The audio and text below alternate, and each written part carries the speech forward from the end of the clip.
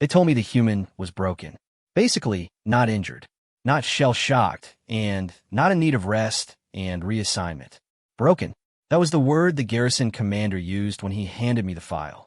He slid it across the desk with 2 fingers, the way you'd move something you didn't want to touch. To be fair, a dead insect, a contaminated sample, a problem that had somehow become yours. Veteran, he said. 3 tours. Decorated. Unstable. I read the file. Then I read it again. The TBH, human had spent 11 months as the sole survivor of a collapsed forward unit on a glacier moon with no extraction window, and a surface temperature that would have killed most of my species in under 40 minutes. They found, I think, him 11 months later, not frozen, not broken, not begging, building something. Some kind of shelter modification. He'd expanded it, organized it, left a logbook. The logbook had jokes in it. I'm not sure what I expected when they transferred him to my unit. Something quieter, maybe. Something that flinched. The garrison commander had called him broken, and I had believed him because commanders are supposed to know these things, and I was new to this posting, and I needed to trust someone. I was wrong about that. I was wrong about a lot of things that winter.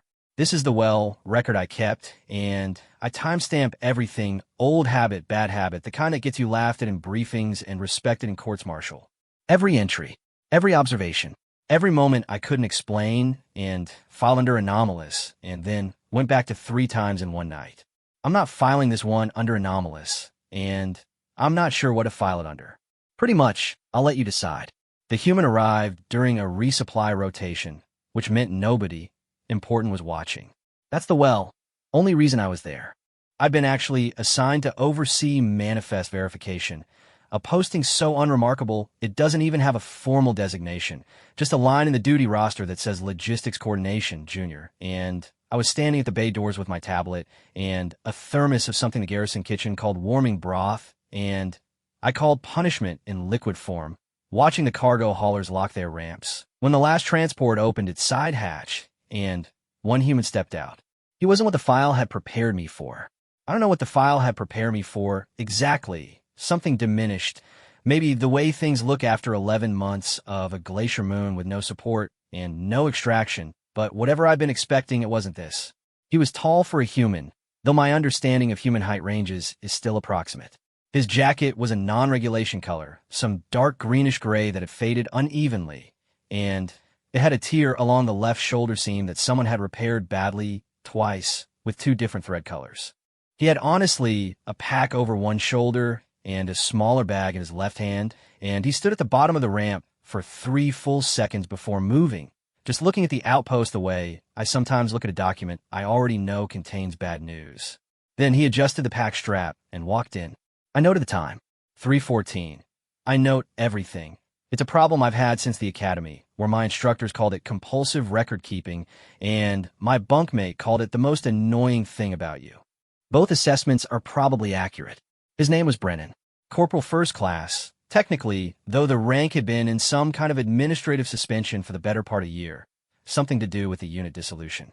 After the Glacier Moon incident, a paperwork gap that the division had apparently decided to resolve by simply not resolving it, and posting him somewhere until someone remembered to care. That somewhere was Vila9. That someone was, apparently, not yet born. I've been told to process his arrival and assign him a bunk. Standard procedure. I'd done it 17 times in the past 2 rotations, mostly for supply technicians, and one very lost xenobiologist who'd boarded the wrong transport entirely. None of those had required me to do anything other than hand over a bunk assignment and point at the mess hall. I crossed the bay to where he'd stopped, near the equipment lockers. He was reading, the posting board on the wall, not a screen, an actual physical board with actual physical papers pinned to it, which the garrison commander insisted on for communication resilience, and which everyone else referred to as the wall of outdated catastrophe. "You're Brennan," I said. Not a question, and he was the only human who'd stepped off the transport. To be fair, he looked at me. His eyes were a brownish amber color that I later learned is called hazel, a word that apparently describes the color of specific trees' fruiting pod on the human homeworld, which tells you a great deal about how humans name things. He had a scar that ran from his left ear to his jaw. Not dramatic, not fresh, the kind of scar that's had years to decide how it wanted to settle. Pretty much, that's me, he said. I'm Officer Savathkal. I'll be processing your arrival. Okay. He turned back to the board. I waited. I'm not sure what I was waiting for. Some acknowledgement of the process, perhaps, the way most new arrivals ask about the bunk assignment or the meal schedule or whether the showers work. They don't, reliably. He basically just read the board. After a moment, he said, without turning, is the perimeter shift really 64 hours? 48 hours of rotation, 16 overlap. He tilted his head slightly to the left. The way I'd later come to understand meant he was reclassifying information, fitting it into some internal arrangement. That's not great. The garrison considers it efficient.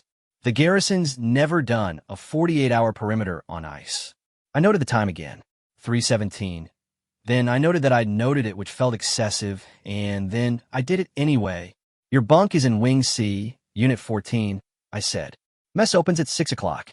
You'll report, basically, to Commander Velshan tomorrow at 9 o'clock for unit assignment. He finally turned from the board.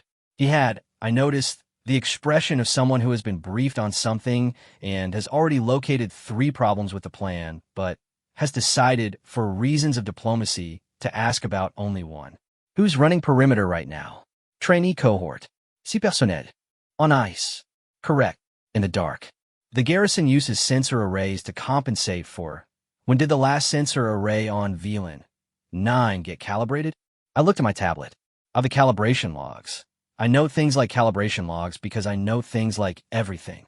The last full array calibration had been performed during the previous rotation cycle, which, technically, meant it was within specification. TBH, technically, provided the specification was written for a static low-wind environment, and VLAN was currently experiencing its semi-annual atmospheric disruption season, which I had also noted. Rotation prior, I said. He nodded slowly. Okay. He picked up his pack again. I watched him walk toward Wing C. Then I kind of looked at the calibration log on my tablet. The specification tolerance was plus or minus 3% drift per cycle. The atmospheric disruption added approximately 4 to 7% signal interference on a bad night. This was a bad night. I noted the time, 3:19. I stood there for a moment, broth thermos in one hand, tablet in the other, watching the bay doors. Then I pulled up the perimeter monitoring channel on my tablet and added it to my active feeds. Standard precaution, and not because the human had said anything alarming. Specifically, he'd said very little, in fact, but because he'd said it with the particular flatness of someone who wasn't alarmed because they had already calculated the outcome. That was the first thing about Brennan that I couldn't file neatly. I went back to manifest verification. I finished the count. I drank more of the warming broth, which had cooled to something approaching room temperature, and was now merely deeply unpleasant rather than actively offensive. I logged 17 crates of medical supplies, 3 units of atmospheric equipment, and 1 crate marked miscellaneous, perishable, that nobody could explain. I noted all of this, and at 4:41, the perimeter alarm went off. Not the major alarm, not the full compound alert that means something large is approaching from outside the wire. The minor one, the sensor array fault signal. 2, arrays in Sector 7 had gone dark, which in specification terms meant calibration drift, and in practical terms meant a 40-meter visibility gap in a northeast approach during the highest wind period of the atmospheric disruption cycle. I pulled up the array diagnostic. Then I pulled up the perimeter feed. The trainees were responding, but slowly. They weren't wrong. Exactly, they were following procedure, but procedure assumed the arrays would self-correct within 90 seconds, and these particular arrays had been running at specification margin for longer than I'd realized, and 90 seconds was beginning to look optimistic. I was already calculating the request chain for a manual check when my comm pinged. The sender ID was Brennan T. Unassigned processing, which the message read. Any approach, Sector 7. I'm going out. You have authorization to log it as unsanctioned if you need to. There are 17 steps in the standard request process for an unscheduled perimeter check. It requires, I think, 2 officer approvals, a supervisor sign-off, and a mission brief filed no less than 30 minutes before departure. The process exists for good reasons. The process is also in this specific situation, a document that would finish being filed approximately 40 minutes after whatever was happening in Sector 7 had finished happening. I stared at the message. Then, I opened the duty access log and entered a single line. Sector 7 manual inspection authorized. Urgent calibration fault. Officer Sabbath call for 43. It wasn't 17 steps, which it was one line. It was also, technically, within my authority as duty officer for the rotation, a fact I hadn't previously considered, because I hadn't previously needed to and was now considering very carefully.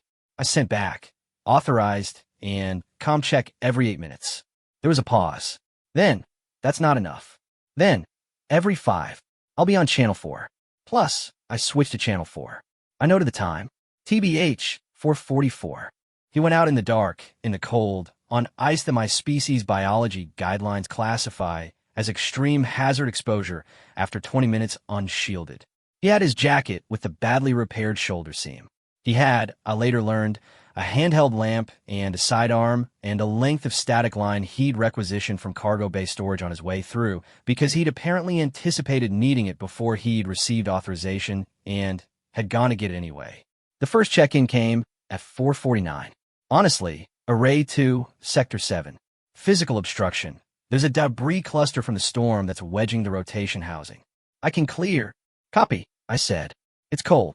I processed that. My species doesn't typically narrate environmental conditions during operations. Pretty much, confirmed, I said. That wasn't pretty much a complaint. A pause. Just an observation. The second check-in, 4:54. Arrays rotating. Signal should restore in about 90 seconds. You'll see it. I watched the diagnostic. At 4 hours, 55 minutes, and 38 seconds, Array 2 in Sector 7 came back online. At 4 hours, 55 minutes, and 51 seconds, Array 3 followed. The gap closed, which the northeast approach resolved. The trainee cohort had, by this point, dispatched a response team. They arrived at Sector 7 at 5:03, which was 4 minutes and 22 seconds after Brennan had already fixed both arrays and was walking back. I noted all the times. I noted the gap duration, the restoration duration, the response time delta. I noted the temperature reading at Sector 7 during the window of exposure, minus 41 degrees in the local scale, which my biology briefing for VLAN 9 postings classifies as extreme, limit authorized equipment only, maximum exposure 12 minutes unshielded. He'd been out for 19 minutes. He came back through the side entry at 5:06, snow in his hair, snow, the frozen water particulate that VLAN 9's atmosphere produces during disruption events. And he stamped his boots twice at the threshold and shook his jacket out and walked past me toward Wing C. He, had a slight favor in his left knee. I hadn't noticed that before. Arrays are back, he said, and I saw. Good. He kept walking. I guess, Brennan. He stopped. Turned. I had approximately 6 things I wanted to say. Several of them were questions. One was probably a reprimand. Technically, since the one-line authorization I filed was going to require some explanation come morning review. One was something else entirely, something I didn't have a clean category for yet, something closer to the third item on. My things I can't file neatly list, which now had 2 items and was growing a rate I wasn't prepared for. I said the knee. He looked down at it, then back at me. Old thing. It should be logged. Sure. He didn't sound opposed. He also didn't sound like he was going to go log it. I'll note it in your arrival file, I said. Okay. He went to his bunk. I went honestly back to the duty station. I finished the I think manifest verification, which took another 40 minutes and which I'll tell you nothing about because nothing else happened until 6 o'clock when the mess opened and I went to get something less terrible than broth. Found Brennan TBH already there, sitting in the corner with a cup of something and the posting board's weekly summary sheet, reading it with the same careful, information-sorting attention he'd given the board in the bay. He looked up when I came in.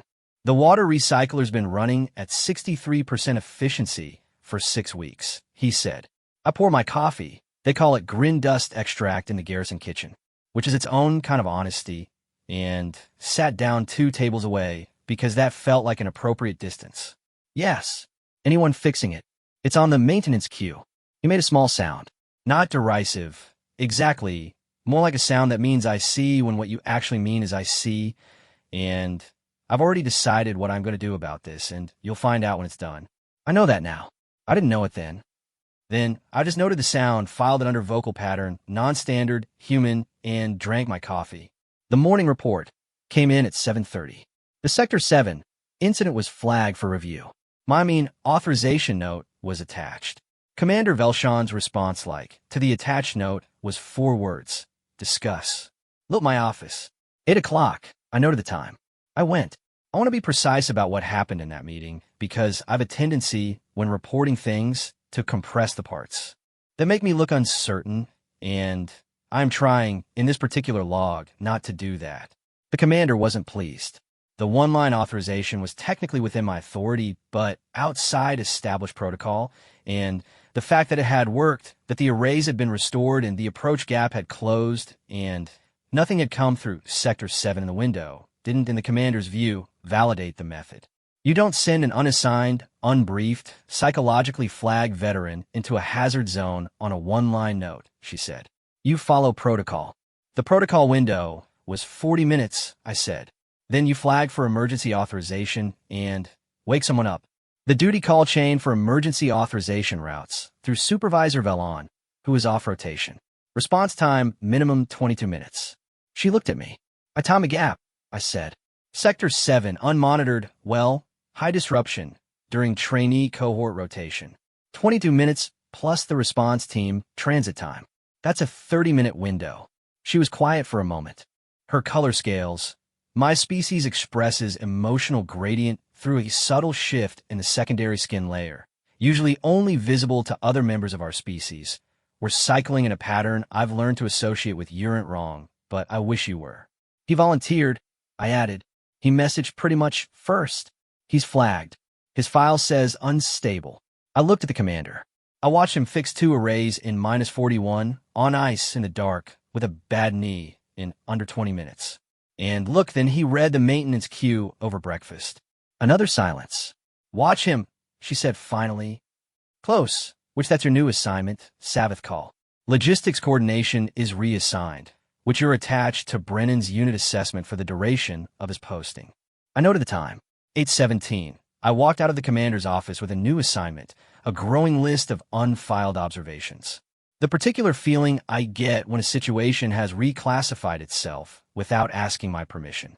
I went back to the mess hall. He was still there. The maintenance, in my opinion, cue sheet was now covered in handwritten notes in the margins, a practice I hadn't previously encountered because digital annotation is standard. He had no access to Garrison systems yet, because his processing was still in progress, because his arrival paperwork had been routed through the same administrative gap that had left his rank suspended. He was using a pen, an actual pen, ink, physical, the kind that leaves a mark that can't be edited or deleted or logged. I said, down at his table. He looked up. You've been reassigned to my observation, I said. Okay, I'll be documenting your adjustment period and unit integration. Sure. He looked back at the sheet. The recycler's a valve issue, not a filter issue. Filters getting replaced in the queue when it's actually the intake valve that's causing the back pressure. Replacing the filter won't fix it. I looked at the sheet. I basically looked at the notations. Then I pulled out my tablet and found a maintenance queue and found a recycler ticket and looked at the diagnostic notes, and the diagnostic notes said filter degradation replacement scheduled, and I compared that to the technical spec for the recycler model, which I had never looked at before because there had been no reason to, and I found the intake valve specification and the pressure variance threshold, and I sat with that for a moment. How do you know it's the valve? I asked. He tapped the sheet. The efficiency drop is consistent, not accelerating. Filter degradation accelerates. Valve restriction doesn't. He paused, and also it makes a sound. What kind of sound? He looked up. Something passed across his face that wasn't quite a smile, not yet. More like the precursor condition, the moment before. Kind of low clicking. Every 4th rotation cycle.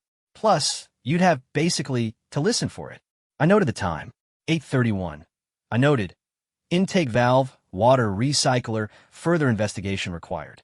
I noted, Brennan can hear things I can't hear, and already has a theory about everything he's read this morning. I don't know what to do with either of those facts. I noted, he doesn't seem broken. Then I closed that note because it felt premature and opened a new one labeled pending. He was already writing again. The pen scratched against the paper in small, deliberate strokes, and the sound of it was quieter than anything else in the mess hall. Found myself noting it without meaning to, the way you note things that don't fit your categories, the way you note things that feel, for reasons you can't yet articulate, important.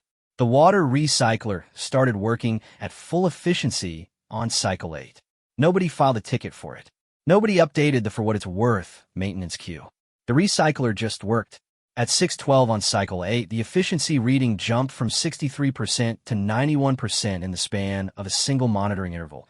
And by the time I noticed and traced the change back to its source, the trail ended at the maintenance access panel in Corridor 7C, which was near Brennan's bunk, which had been accessed at some point between 2300 hours and 6 o'clock using a tool that wasn't on the garrison's standard issue list. I asked him about it at breakfast. Plus, he said, intake valve. I said, we didn't file a work order. He said, I didn't have system access yet. He had apparently used a calibration wrench borrowed from one of the cargo hauler crew. Not stolen, he was specific about this, borrowed, and returned before the crew's departure rotation to perform a maintenance adjustment on a piece of garrison infrastructure using a diagnosis he'd made from reading a cue sheet and listening to a sound before he'd been assigned to a unit, before he had formal access to any garrison system, before anyone had asked him to do anything other than report to Commander Velshon for unit assignment, which he had also done and which had produced an outcome I'll get to. You should still file a report, I said. Sure. He was honestly eating something from a container he'd brought from his pack, some kind of compressed nutrition block. I later learned they're called ration bars, a staple of long field deployments, and that he'd had several in his kit that he'd apparently kept out of habit, the way some personnel keep a sidearm cleaned, even when they're nowhere near a field posting. Do you want me to file it? Or do you want to file it for me while I eat? I filed it. This is relevant only because the act of filing it required me to describe the unauthorized maintenance in sufficiently neutral language that would read as initiative rather than insubordination, which required 3 drafts, and the 3 drafts took 40 minutes, and 40 minutes is a long time to spend justifying something that had, by any objective measure, worked. The commander's response, to be fair, to the filed report was 2 words. Noted. I think continue. I noted the time of that response. I noted my reaction to it, which was something in the range of I am being managed, which is the particular feeling of being given just enough information to function without being given enough to understand the larger context. I am familiar with this feeling. It is the dominant sensory experience of my professional career. The unit assignment meeting had gone the following way, according to what Brennan told me afterward, and what I was able to confirm through Commander Velshon's duty log, which I've accessed to because of my new observation assignment, and which I read in its entirety because I do that. The commander had reviewed his file. She had kind of asked him directly about the glacier moon. He had said the situation was manageable. She had asked what he meant by manageable. He had said it meant he'd had time to think. She had asked, 11 months alone on a class, 3 cold environment. What did you think about? He had said, mostly structural integrity. Some resource allocation, a little bit of how to keep boredom from becoming a problem. She had asked, how did you? He had said, I built things, and I kept a log. The log with the jokes in it, I said when he recounted this. He looked at me. You read the file. It was my assignment. Did you read the jokes? I had, in fact, read the jokes. They were in the daily log entries from the glacier moon, interspersed between maintenance notes and resource counts and weather observations. They weren't, on the whole, very good jokes, but they had been written consistently, 1 per entry, for 11 months, without a single day skipped, which told me something about the person who wrote them that the jokes themselves didn't. They weren't funny, I said, which he considered this. No, they weren't supposed to be funny. Then, what were they supposed to be? Evidence, he said, and went back to his ration bar. I noted the time, which I noted evidence in a sub-file I was beginning to accumulate under his name, which now had several entries I couldn't properly categorize. I noted that I had been eating the same thing every morning for 9 days and hadn't thought to bring variety, which wasn't relevant to anything, but which felt like the kind of thing worth noting when you're sitting across from someone who brought ration bars from previous deployment, because old habits of weight, and he had chosen specifically to carry that weight. His unit assignment, per the commander's decision, Auxiliary Support Perimeter Division, which wasn't a unit that existed before his arrival. It was created for him or assembled around him. The commander's log describes it as ad hoc integration pending full assessment, which in practical terms meant he would work alongside the perimeter rotation teams, technically assigned to support rather than command, which allowed the division to use his competence without formally restoring his suspended rank before the paperwork cleared. The garrison's bureaucracy is, I should note, not unique in this regard. Every military, structure I've studied operates at least partially through the graceful fiction that paperwork and reality run on the same timeline. He didn't seem bothered by the auxiliary designation. When I mentioned it, he said, "Same work either way. Your rank could be restored in the next administrative cycle," I said. Or the one after, he said. "It's fine." The perimeter rotation on cycle 8 was his first. I went well with him. Observation, mandate, formally logged, though I'll admit that I basically had by that point developed an interest in observing that was no longer purely procedural. The rotation team was 4 trainees and a senior operator named Valorith, who had been at Vila 9 for 6 cycles and who regarded Brennan with the specific skepticism reserved for someone whose file you've read and whose capability you haven't yet confirmed for yourself. Valorith's version of skepticism looks like politeness. Plus, my species is very good at polite skepticism. It involves a slight flattening of the secondary skin tone and a formal register shift in vocal pattern that reads as professional and is functionally a holding pattern. I'll observe. TBH, I'll reserve judgment. I'll be, for what it's worth, correct in my assessment. We will see which direction. Brennan noticed it. I'm not sure he named it, but he noticed it. He was quiet during the briefing, asking 2 questions, both logistical, both about sensor coverage and team spacing, and then took his position at the end of the perimeter line without comment. The rotation is 3 hours in standard garrison time. The route covers the outer perimeter in a staggered pattern. Sensor relay handoffs every 40 minutes. The ice on Vila 9 surface is layered, stable base, variable top crust, depending on temperature fluctuation and wind load, and the variable top crust is the reason the rotation is done in a staggered pattern rather than a single file line, because concentrated weight distribution on an unstable crust is a risk the garrison learned about in the first winter, expensively. 40 minutes in, Valorith's trainee pair stopped at Relay Station 4. Standard procedure. The handoff takes approximately 6 minutes. At minute 3, the crust failed. Not catastrophically, not a full collapse, not a drop into subsurface void, just a section fracture, the kind that sounds like a low, cracking report that propagates faster than you'd expect across ice, and which is, in practical terms, a timer. The lead trainee went through the crust to mid-thigh. Stuck. The crust around, the break was already spiderwebbing in a 2-meter radius, which meant anyone who moved toward the trainee directly was adding weight to a system that was already at threshold. Valorith began the standard extraction protocol. The standard extraction protocol for ice fracture involves deploying the emergency static line from the relay station kit and creating an anchor point at the nearest stable surface, which was the relay station itself, which was, I checked the specs that night, rated for 800 kilos of anchor load. The trainee weighed approximately 60 kilos. The static line was 30 meters. The relay station was 12 meters from the fracture point.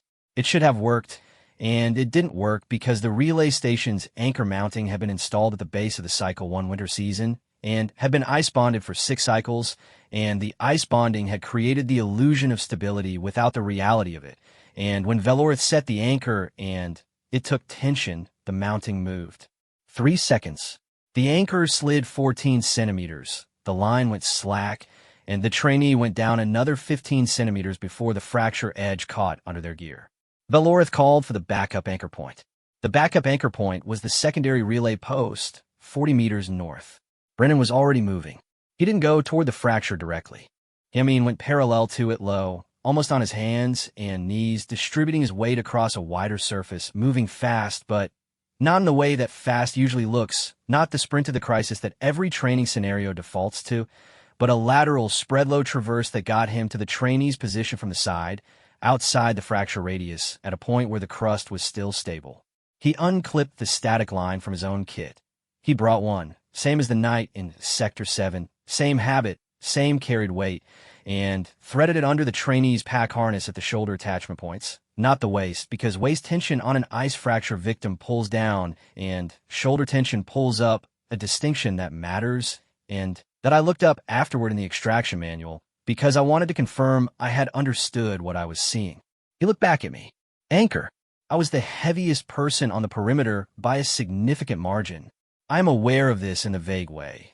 You're aware of your own physical parameters. Present, noted, rarely relevant. It became relevant. I planted myself. He threw me the other end of the line. I caught it because I've good reaction time. I braced because he'd told me to anchor, and I had decided in the 3 second between seeing him move and catching the line that I was going to do what he said, which is a decision I can't fully rationalize, but which I made without hesitation and which I am noting here with full accuracy. He pulled. I held. The trainee came up. Crust didn't fail further.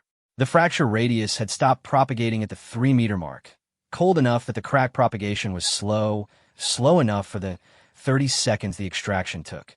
The trainee was on stable ground at the relay station inside 40 seconds from the initial failure.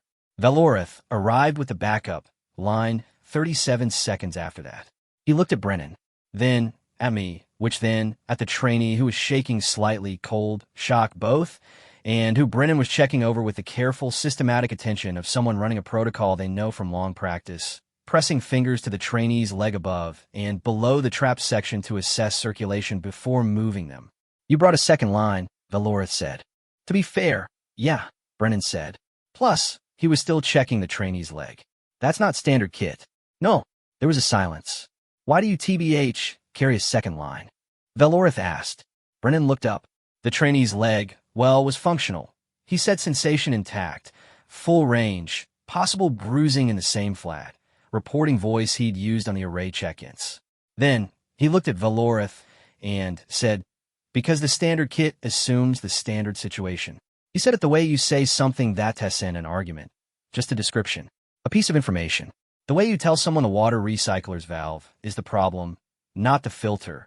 Not trying to convince them, just telling them what you found. I noted the time, which I noted the trainee's condition. I noted the temperature, -38, improving towards surface day peak. I noted the anchor mounting failure and flagged it from maintenance review. Then I noted something I had no category for, which I filed, as I've been filing several things under pending. The note said, he anticipated this. Plus, not this exactly, not the specific crust failure, not this trainee, not this relay station, but something. He brought the second line because he knew the standard kit assumes the standard situation, which means he has learned from somewhere that situations aren't standard, that they fail at the place between what is expected and what is real. He carries weight, literal weight, the lines, the tools, the borrowed wrench, because he has learned that the gap between the expected and the real is where people die, and he has decided to be the thing that fills that gap. I closed the note. Valorith, walked beside him on the return leg. They, to be fair, didn't talk much, but Valorith's secondary tone had shifted out of the polite skepticism holding pattern. I don't know what the new pattern was. I'm still not sure I have a word for it in my own language. The closest I pretty much can find is something like provisional trust without stated terms, which is longer than a word and less precise than I'd like. That night, I guess, Brennan filed the anchor mounting failure in the maintenance queue. He also filed, on his own initiative, a proposal for revised extraction protocol that included a second anchor point requirement and a note about line attachment geometry on ice fracture victims. The proposal was 4 sentences. 3 of the 4 sentences were technical. The 4th was, the standard kit assumes the standard situation. He filed it at 21:47. I noted the time. I noted for what it's worth that he'd filed it without being asked, which meant he'd written it sometime, during or after the rotation, probably while everyone else was decompressing in the mess, probably without expecting any particular response. I noted that I was going to respond to it. I filed a formal recommendation for review and attached it to his proposal, and sent it to Commander Velshawn at 22:03. Her reply came at 22:09. Approved. Standard kit amendment, pending supply review, and I sat with that for a moment. Then, I noted the time. Then, I noted that the gap between Brennan's 4-sentence proposal and the commander's approval had been 11 minutes. which was, in my experience of garrison administrative cycles, approximately 11 minutes faster than expected. I noted one more thing before I closed the log for the night, something I'd been avoiding noting, something that belonged in the pending file, but that felt more certain now, more like a conclusion forming from accumulated data than a feeling I hadn't categorized. He had been out in the cold twice in 9 days. He had fixed something nobody asked him to fix, and saved someone nobody could have expected him to save. Carried tools for situations that hadn't happened yet, and written jokes in a log for 11 months on a glacier moon with no audience. The garrison commander had called Awaken. I was beginning to suspect that the garrison commander had been looking at the wrong metric. I've been keeping this log for 14 cycles now, and in that time I've used the word pending 43 times. I sort of know it's 43 because I counted, and this is the kind of thing I do at 2 o'clock when I can't process something, and the counting makes me feel like I'm doing something with the information, even if I'm not technically doing anything useful with it. The broth helped somewhat. The broth helped somewhat less than usual because the mess had run out of the standard warming powder and replaced it with a different formulation that tasted like mineral coolant and regret, which is a worse combination than it sounds. The pending file has 43 entries. Most of them are about Brennan. On cycle 11, he fixed the barometric calibration on the weather monitoring station near the east entrance using a piece of equipment from the cargo hauler crew. A different crew this time, different ship. He'd apparently introduced himself on arrival and explained what he was working on, and they'd lend him what he needed. I sort of know this because I saw the weather station readout improve and traced it back the same way. I traced the recycler, and when I asked him, he said barometric drift was throwing the disruption forecast off by about 2 hours. You keep getting caught in the tail end of the storms instead of the peak. The garrison forecasting team manages the weather station, I said. They do, he agreed. Did they ask you to adjust it? No. I noted the time. I filed a TBH report. The forecasting team's response to the report was, and I am quoting, acknowledged, no corrective action required, improvement noted. 3 days later, the forecasting team lead was seen at Brennan's table at breakfast. They spoke for 40 minutes. I've no record of what they discussed because I wasn't present, and I refused to surveil informal breakfast conversations even when my observation mandate technically encompasses his integration period, because some things should not be in logs. But the forecast accuracy improved by 31% over the following 4 days, and I noted that. On cycle 12, there was an incident with the trainee cohort. Not a crisis. The word incident in garrison terminology covers a wide range, from equipment failure to interpersonal conflict to events like the one on cycle 12, which was a trainee experiencing what the garrison medical file classified as adjustment difficulty, environmental, and what I described based on my observation as a person who had been on Vela 9 for 3 weeks and hadn't slept more than 3 consecutive hours in any of them, sitting in the equipment locker corridor at 1 o'clock, in the morning with their back against the wall and their arms around their knees. I found, in my opinion, them because I've been doing my 1 o'clock rounds, which aren't a required part of my current assignment, but which I had begun performing anyway, because I had found, over the past several cycles, that the hours between midnight and 4 o'clock on Vela 9 were when the things that needed noting tended to occur. I didn't know what to do. I want to be precise about this. I knew the medical protocol, I knew the referral chain, I knew the forms.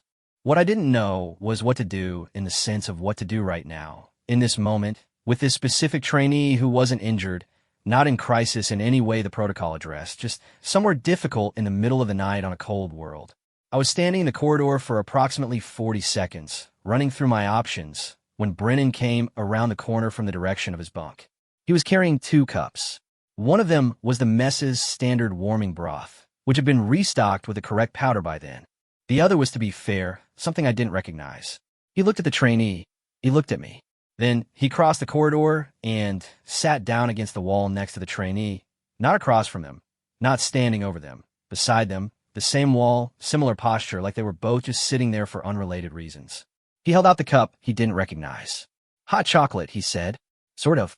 The mess doesn't have cocoa powder, so I used the sweetened grain extract and some of the thermal additive. It's probably not right. The trainee looked at the cup. It's warm, Brennan said. Plus, the trainee took it. I stood in the corridor, and I noted the time. 1:04. The corridor hummed. The low mechanical vibration that runs through all the wing structures, coming from the heating element conduits, was louder at night. I found myself tracking it, the frequency and the pattern, the way you track something small when the large thing nearby requires more processing than you currently have capacity for. Hot chocolate. Plus, I looked it up afterward. It's a beverage made from the processed seeds of a plant that grows in certain equatorial zones of the human homeworld. The plant's chemical compounds include theobromine, which is a mild stimulant, and vasodilator.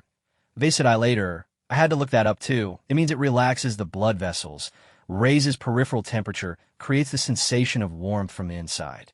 Humans have been drinking processed versions of this compound, in varying forms, for several thousand years. It isn't a medical intervention. It isn't in any protocol I can find.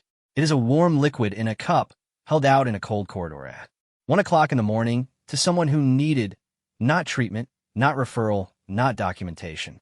Just something warm, which I'm going to note this here, and not file it under pending. I'm going to file it under evidence, the same category he used when I asked about the Glacier Moon jokes. The jokes were evidence he was still there, still functioning, still keeping track of the days. The hot chocolate, the wrong hot chocolate, the approximated hot chocolate, the hot chocolate made from grain extract and thermal additive because the mess didn't have the right ingredients, was evidence of something I still don't have precise language for. The trainee returned to their bunk at 2:30. Brennan stayed in the corridor for a while after, finishing the warming broth. I had made no move to drink. I went back to my rounds. At 3 o'clock, I think, I passed the corridor again, and he was gone. The trainee's next 3 adjustment assessments came back within normal range. Nobody pretty much filed a report on the corridor incident. I didn't file one either. This is the first time I've written it down. Cycle 13. Cycle 13 is, the reason for the 2 o'clock counting. There had, for what it's worth, been a contact report.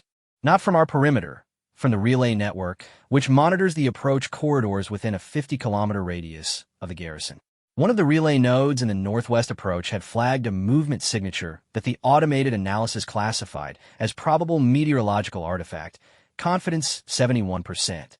71% confidence means 29% probability that it's something else. The night duty officer, Valorith, that rotation, had flagged it for morning review and continued the standard rotation. This is within protocol, which is 71% meteorological confidence on a known disruption world like VLAN. 9 is a reasonable threshold for deferral. It's in the manual. I've read the manual. I've been awake because I'm often awake at that hour and because of the contact feed on my monitoring stack, and I saw the flag when it came through. I noted the time. Look, 22:47. I noted 71% confidence. Northwest approach, probable artifact. At 23:03, a second node flagged, which different signature, 68% confidence meteorological. Different location, which same general approach corridor. 2 signatures, 20 minutes apart, in the same approach corridor, both classified as probable artifact. I pulled up, in my opinion, the atmospheric disruption record for the night. Low disruption period. We were in the trough between 2 weather events, which the improved forecast had predicted accurately. Low disruption, I guess, period, means low false positive rate for the sensor array. The meteorological artifact, I think, classification is calibrated for high disruption periods. In a low disruption trough, the confidence baseline shifts. I didn't know this. I pretty much looked it up because I am the kind of person who looks things up.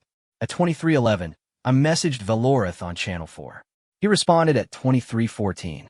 His response was professional and measured and made it clear that the protocol threshold had been followed, and that waking the commander over 2 probable artifact flags during a standard rotation wasn't something he was prepared to justify without additional evidence. He wasn't wrong. I messaged Brennan at 23:15. His response was immediate. How far apart? I sent him the node locations. His response, same corridor. What's the disruption reading? I sent the atmospheric data. 30 seconds. Then, that's not weather, which he was at the duty station at 23:22. Ivan T fully reconstructed how he moved that fast from his bunk to the station, which is on the opposite end of Wing C, but I have a theory involving the fact that he sleeps in a partial state of readiness that I've observed on 3 separate occasions when I've been doing my 1 o'clock rounds. Not fully dressed, but jacket within arm's reach, boots near the door, which isn't the standard garrison setup, and which I initially attributed to institutional habit from field postings, and now attribute to something more like a continuous assessment. Where are the exits? What are the variables? What changes if the situation reclassifies itself? He sat down and pulled the relay data. He looked at both signatures, the timestamps, the spacing, the low disruption calibration offset. You see this, he said, and not a question. Yes.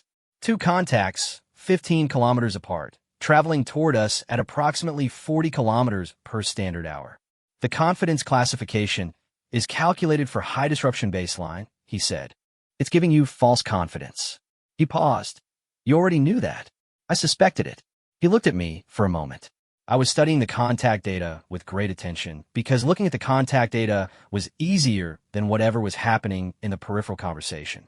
The relay feed had 7 active fields, and I was aware of each of them and also distantly aware of the scratch in the corner of the duty station screen that I hadn't enticed on my first day and hadn't in the log under physical damage, non-critical, existing Station 3. I'm going to wake Valorath, he said. He already deferred to protocol. I know. He stood up. I'm going to give him better information. He woke Valorath. He presented the calibration offset analysis in 4 sentences, the same way he writes everything, technical, compact, nothing that test-sent load-bearing. He said, 2 signatures, correct corridor for approach, low disruption period, confidence baseline miscalculated. Recommend raised alert and scout deployment. Valoratha's, in my opinion, secondary skin tone was doing the holding pattern thing. Then, it wasn't, which how confident are you? Brennan said, enough to wake you up. Valorath stared at him. That's not a number, Valorath said. No, Brennan said. It isn't. Valorath woke the commander at 23:41. The elevated alert went to the perimeter teams at 23:47. The scout deployment, 2-person fast traverse, northeast boundary, approach corridor assessment, departed at 0:03. The scouts encountered no direct contact. They found at the 3rd relay node clear surface evidence of a ground vehicle passage, track marks in the ice substrate, well inside the disruption, false positive radius, heading southwest, away from the garrison, not toward us, passing. Whatever it was, a salvager operating in restricted corridor space, a prospecting unit running dark, something else, had moved through the approach corridor and continued past. The contact was real. It hadn't been a threat, but it had been real. Valorath stood in the command room at 1:23, reviewing the scout report, and said nothing for a long time. His secondary pretty much. Tone was doing something I don't have a name for. Brennan was at the back of the room, near the door, holding a cup of something, looking at the contact plot. You were right, Valorath said. The calibration offset TBH was right, Brennan said. I just noticed it. You woke me up over a calibration note and a feeling. Brennan took a sip. Not a feeling. A pattern. What's the difference? Brennan looked at him. Something passed, actually, across his face. Not the almost smile, not this time. Something quieter. Feelings are what you have when you can't identify the pattern yet. I noted the time. 1:27. I noted pattern versus feeling, Brennan, T cycle 13, and filed it in the evidence folder, which now had 21 entries, and which I was aware had become something other than an observation record. It had become the accumulation of a case I was building without fully deciding to build it, toward a conclusion I hadn't yet formulated, but which fell at 1:27 in the command room with the contact plot on the screen, and Brennan finishing his cup near the door, very close. He left the command room first. Valorath watched him, I guess, go, and then looked at me with an expression that I could read because I had been watching his secondary tones for 14 cycles, and they were no longer unfamiliar. He said, the administrative gap on his rank. Yes. How long does it typically take to resolve? I checked. Standard cycle timeline, pending assignment review, and commander authorization. 2 to 4 administrative cycles. The commander has the authorization. Yes. Valorath was quiet for a moment. I'll second the recommendation, he said, if she needs a second. I noted the time. 1:31. I noted, Valorath has reclassified Brennan. I watched it happen over 14 days, which I watched skepticism become the holding pattern, and the holding pattern become provisional trust, and provisional trust become this. Whatever this is, this person saying I'll second the recommendation before anyone has asked him to. I noted, I think did the same thing 14 cycles ago at 4:43 when I entered a one-line authorization and switched to channel 4. I noted he didn't ask either of us. He didn't try to earn it. He just did the thing that needed doing, and the trust followed the action the way shadow follows light. Not because he asked it to, but because it had nowhere else to go. I closed the log. Then I opened it again because there was one more thing. At 1:47, coming back from the duty station to my own bunk, I passed the corridor outside the mess hall. The light was on inside, the low overnight setting, not the full morning lights. I looked in through the window and the door.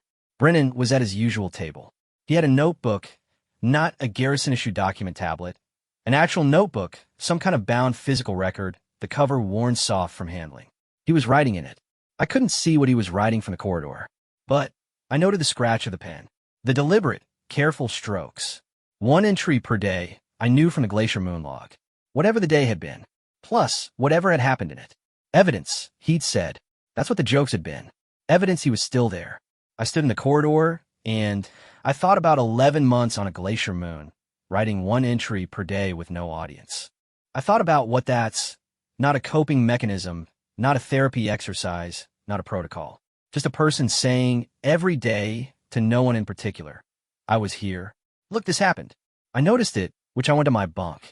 I thought for a long time about what it means to keep a record of yourself when no one is watching. What it means to do the thing that needs doing before anyone asks. What it means to carry the second line. I didn't sleep well. This is also evidence. His rank was restored on cycle 16. Commander Velshawn filed the authorization herself. Valorith seconded it.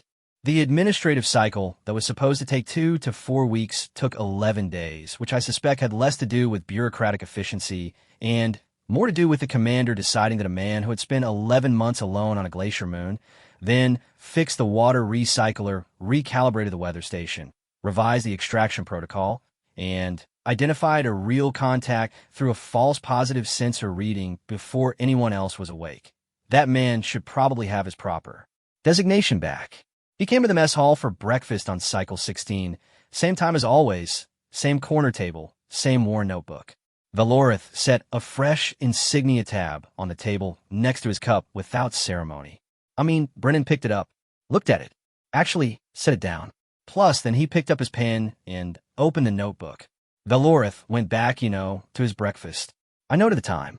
I noted for what it's worth that neither of them said anything about the tab or the rank or the 11 months or any of it. That the insignia was just placed and received in a silence that wasn't awkward. That was somehow the correct amount of words for what had happened. I've been thinking about that silence for 5 days. On cycle 17, I asked him. I had been not asking for 3 weeks, building the question in the pending file and reformulating it and setting it aside because every version of it felt either too large or too small. And finally, I just asked it the way he answers things, plainly, without preamble.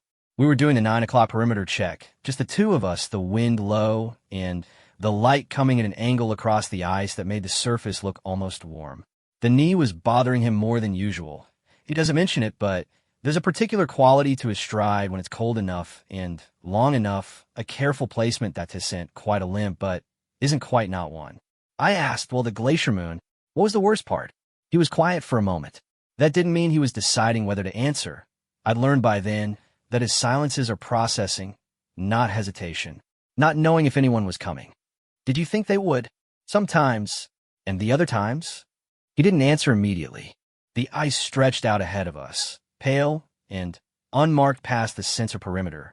Something moved in, to be fair, the distance, a ground bird, one of Vila 9's surface fauna that turns out to share the cold with us without being particularly bothered by anything.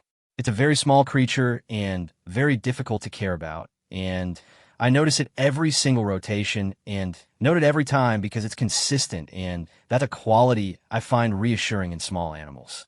The other times, he said, I focused on what needed doing. The shelter modifications. Those. And the log. And the jokes. He looked at me sideways. You sort of really didn't think they were funny. They weren't. No. A pause. But they TBH kept me honest. You can't write a joke about a terrible day and also lie to yourself about the day. The joke has to be true or it doesn't work. Even a bad joke. I turned this over. What kind of jokes did you write about the last month? Short ones. He said it with the almost smile. I let it sit there, and we walked the rest of the perimeter in the kind of quiet that has something in it. I filed the conversation under evidence. Plus, the reason for the timestamp on this particular entry, cycle 21, hour 19, which is later than I usually log, and later than I usually do anything except bad coffee, and counting, is the incident that occurred at 14:30. Garrison received a formal communication from the Territorial Division Administrative Office. Filed under Personnel Review, Special Category, Forward to Unit Officer, and Subject. I receive it in my monitoring stack and read it before routing it to Commander Velshawn, which is standard procedure, and I sat with it for approximately 4 minutes before doing anything else. The division had been reviewing the VLAN 9 Garrison's performance metrics for the past 2 cycles. The review had been triggered by the calibration offset contact report on cycle 13, not because it was a problem, but because it had shown up as an anomaly in the efficiency pattern analysis. An anomaly in the positive direction. The kind of anomaly that gets attention from administrative offices for reasons that aren't, in the short term, good news for the anomaly. The communication proposed a reassignment. Not a punishment. Not a problem. A promotion of function. The division's term for moving someone out of a garrison posting into a role with broader operational scope. In practical terms, Brennan's observation period at VLAN 9 would be closed, his assessment filed as complete. He would be transferred to a rapid response coordination unit in the northern sector. The northern sector has 7 active conflict zones and a casualty rate that the garrison doesn't display on the posting board, because someone at some point made a decision that the number wasn't useful for morale. I noted the time, 14:34. Plus, I, to be fair, noted the contents of the communication. I noted that the pending file, which I've been building for 21 cycles, had 47 entries now, and that 47 entries about one person over 21 cycles is a dataset large enough to support a conclusion, even if you have been resisting concluding things. I routed the communication to the commander. Then I closed my monitoring stack and went to the mess hall, which was empty at that hour between rotations, and I poured a cup of the grain extract coffee, and I sat in the corner table. His table, though I didn't think about that until I was already seated, and I thought about the question the commander had asked in the unit assignment meeting on his first day. What did you think about? Mostly structural integrity, some resource allocation, a little bit of how to keep boredom from becoming a problem. 21 cycles of watching, Brennan function on VLAN 9, and what I've is this, isn't undamaged. The knee is old. The sleep pattern is careful always, not careful tonight. Plus, the ration bars in his kit are from a deployment that ended over a year ago, and he kept them, which isn't a practical decision. It's a decision about what you carry and why. He isn't undamaged. He came here flagged as broken, and he fixed the water recycler and revised the extraction protocol, and sat in a corridor with a trainee and held out a cup of wrong hot chocolate. And none of those things erased what happened on the Glacier Moon. None of them closed the 11 months, and he doesn't need them to. The 11 months are in the log. 1 entry per day, which evidence. I've been trying to figure out, since the beginning, what he is, what category he belongs in. My species processes the world through hierarchy and classification. Every individual, every situation, every encounter has a place in the taxonomy, a label, a file. It's not a flaw exactly. It's just how we think. Plus, how I think. I don't have a category for Brennan. There's a word in my language, Velshawn, that describes the condition of a tool that has been used past its design parameters and hasn't broken. A blade that has been sharpened too many times and holds an edge anyway. A structural look beam that was rated for a specific load and has been carrying more than that for so long that it has, in some material sense, become something stronger than the original specification. The word Velshawn isn't a compliment in my culture. It is a category of concern. A thing that has exceeded its parameters bears watching, because you don't know where the limits anymore. I've been watching him for 21 cycles. I know where some of the limits are. Look, not all of them. I'm not sure I'll ever know all of them.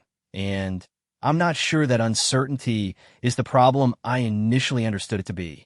The commander sort of called me into her office at 1600 hours. She had the reassignment communication on her desk. You read it before routing it, she said. Yes. Your recommendation? I have been formulating this since 1434. I had 4 versions. Plus, the first was procedural, approve the reassignment, follow the administrative directive noted in the file. The second was an appeal on grounds of incomplete integration assessment, which was technically arguable, but which was also, honestly, a delay rather than a decision. The sort of third was the version I'd filed in the evidence folder, which was the longest and which contained 47 entries. The fourth version was one sentence. Approve the reassignment, I said, but kind of let him choose. The commander looked at me. The Northern Sector posting has a higher casualty rate than anything currently on the VLAN 9 risk profile, I said. He's been in high-loss environments before. He knows what those numbers mean. He has the right to know what he's being offered. The division doesn't typically, I know. I held her gaze. His administrative gap existed because someone didn't bother to close a paperwork loop. His rank was suspended because no one made a decision. He spent 11 months on a glacier moon because the extraction window didn't open. At actually some point, he deserves to be the one who decides something. She was quiet for a long moment. I noted the time. 16:08. You've been thinking TBH about this for a while, she said. Yes.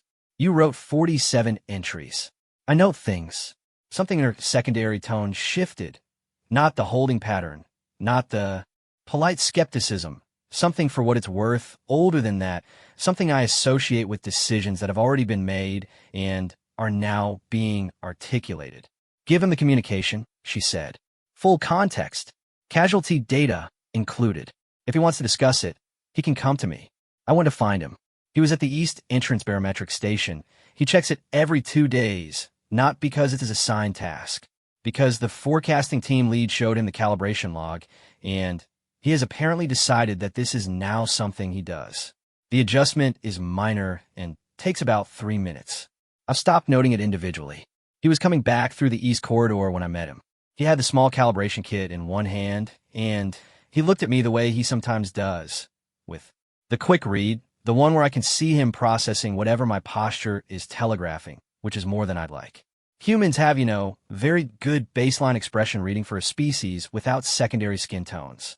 I've inted this many times. I handed him the communication on my tablet. He read it. His face didn't change in any way I could track. He read it twice, which I know because his eyes moved back to the top. Then, he handed the tablet back. I guess, Northern Sector, he said. Yes. That's a different kind of posting. Yes.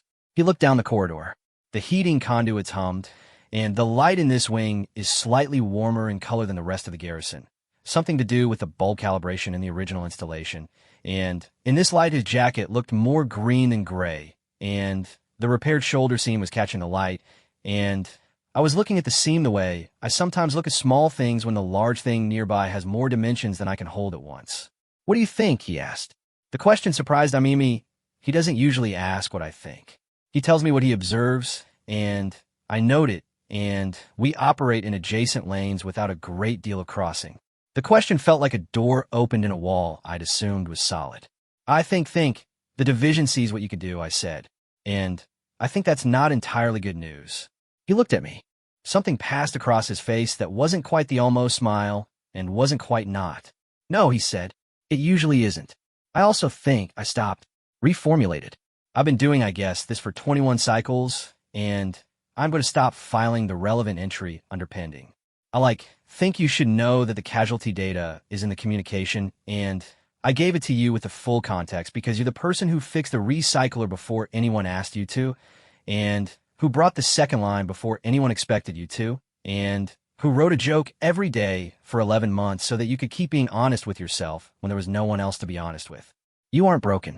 You were never broken, and whatever you decide, it should be your decision. He was quiet for a long time. The conduit hummed. The slightly warmer light lay along the corridor. I noted the time, 16:44, and then stopped noting things for a moment, which isn't something I do easily, and just stood in the corridor and waited. Thank you, he said, and not I'll think about it. Not that's useful, just thank you, said in the plain, unadorned way he says everything, the way that means the thing it says, and nothing more and nothing less. He made his decision 3 days later, which I won't record it here. This is his file and his choice, and something should not be in logs even when you're the kind of person who logs everything. What I'll record, honestly, is the morning he left Cycle 24 when a resupply hauler came through, and he was on the manifest, and the bay was cold and early. Valorith came, to the bay without being asked, and the forecasting lead came, and the trainee who'd gone through the ice in Sector 3 came and stood near the door and didn't say anything but stayed. He shook hands, the human physical contact protocol, which I had read about, and which my species doesn't practice, but which I didn't find alarming, which is itself something I noted with Valorith and with the forecasting lead and with the trainee. He nodded at me. Then he picked up his pack with the same adjustment of the strap he'd made on the first night, and he walked up the ramp. I noted the time, 6:17. The bay was quiet for a moment after the ramp closed. Then Valorith said, "He forgot to file an exit report." I had my tablet in my hand. "I'll file it." "Of course you'll." There was something in the way he said it, not unkind, not even fully ironic. Something that had resigned itself to me, the way you resign yourself to the things that are consistently true about a person and have decided to be glad about it. I filed the report. Exit Brennan T. Corporal First Class, rank restored Cycle 16. Auxiliary support to Perimeter Division, 24 cycles, performance assessment. Exceptional, atypical. In the notes field, which allows up to 200 characters and which I've never before used for anything other than administrative references, I wrote, "Came here flagged." Left something in every system he touched, and not a problem. The opposite, which I closed the file. I went back to the duty station. The manifest verification for the incoming supplies was waiting. 17 crates, 3 atmospheric units, 1 container of what turned out to be the warming broth powder in the correct formulation, finally. I made a cup, like it was still terrible. I noted the time.